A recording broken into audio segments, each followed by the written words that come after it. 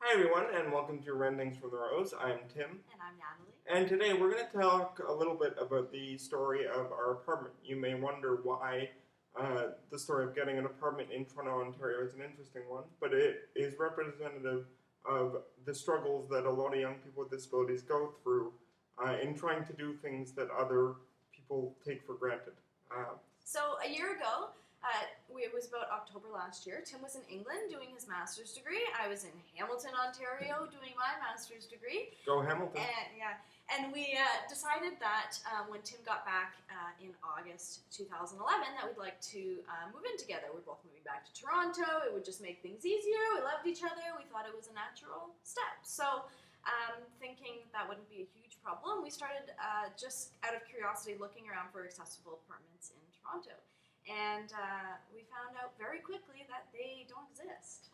Or if they do exist, they have a 3 to 5 year waiting list. Right. 3 to 5 year wait list. Tim was coming home in August and he had nowhere else to go, not even like for an interim. Like he can't really crash on somebody's couch. Or my parents' place, because their place is a boat.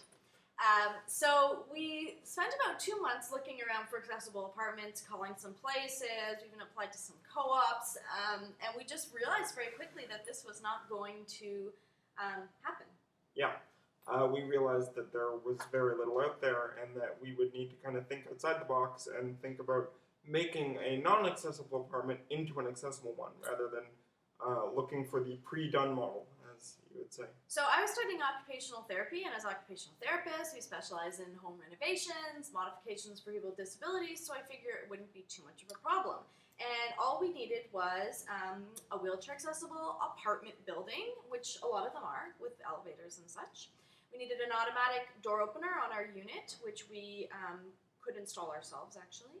Ceiling track above the bed. Which we could also install ourselves. Which we could all install ourselves and already owned. And the one big ticket issue was the shower. The shower. So we needed a way for me to take a shower, because I don't think Natalie would like to live with me if I was not able to shower for a year or beyond that. I also can't lift him into a bathtub on my own, and Tim can't bear weight at all to transfer. So I began looking at various equipment, thinking that something out there had to exist, and that was in itself was a struggle. It was about a month of looking through catalogs, talking to my profs, trying to figure out what equipment we could use. And we did. We found something called the Tub Buddy. We stumbled across it on a message board, and basically it is a chair that would allow me to transfer into a chair in the bathroom and then slide that chair into the bath. And yes, it is called a Tub Buddy, and yes, we laughed a lot at the name, and go ahead as well. Yeah. So we looked at it. We couldn't really trial it because Tim was in England, which was tough, but we decided that this was going to be our perfect solution, and that if we could acquire this item, then we could move into a non-accessible apartment. That leads to the next struggle we had, which was that this item comes with a oh-so-sweet $3,500 price tag. Which we did not have. Which we did not have in the slightest. Full-time students, no jobs, yeah, lots of debt. And so we started looking for funding sources. And we thought, of course, there'd be funding. It's Canada. And it's showering. This is a basic human right. It's taking a shower. Yeah, and it's Canada, folks. But guess what? No. That's a big no. We the only funding sources we found were a couple of charities who, it is fair to say, put us through bureaucratic hell. And after about 6 months of phone calls, emails, crying, screaming, bureaucracy, we ended up with a $2,000 shortfall. They were able to fund about $1,000. Or $1,200. We had to find $2,000. By the way, government doesn't give a cent for this. They don't care. They'll give you a wheelchair, but you can't take a bath. Yeah, they'll give you a wheelchair so you can get around, but nothing else. So so one night we decided, because we were frustrated and we thought it'd be funny, to set up a website and just ask people for donations. We wanted 2,000 people to donate $1. And we thought that maybe if we got a couple $100, it would at least make a dent in this financial mountain. And what followed was... We set up a website, and we emailed it to everyone we knew, put it on Facebook, and in a little under 24 hours, we raised $2,000. Yeah. And if you're one of the people out there who donated, thank you so much. Thank you you. made it truly possible for us to live together. And for Tim to take a shower. And for me to take a shower.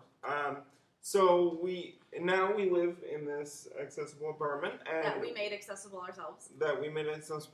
And we absolutely love it. But the reason we're telling this story is that there's so many young adults with disabilities out there who can't live where they want to live, can't live in the city they want to live, can't live in the building they want to live. There's people out there who can't advocate in the way that we can, or they don't know how, or they don't have the resources to make a website and raise their own money, or they just, Right. We were very lucky with the response that we got, but that's not something that everybody can do.